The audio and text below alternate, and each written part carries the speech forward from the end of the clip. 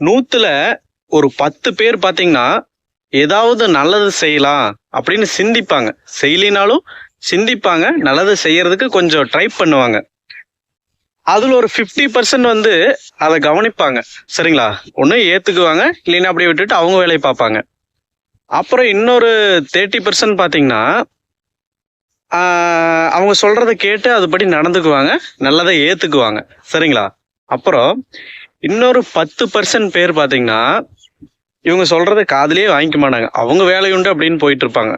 அப்புறம் கடைசி இன்னொரு 10% பேர் இருக்காங்க பாருங்க.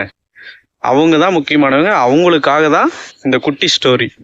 அதாவது மத்தவங்க செய்யற நல்லத பேட் கமெண்ட்ஸ் அது குத்தி காட்டுறது, ஏதாவது ஒன்று தப்பு சொல்லிட்டு இருக்கிறது, இவங்களால எந்த பிரயோஜனமே இருக்காது. சரிங்களா?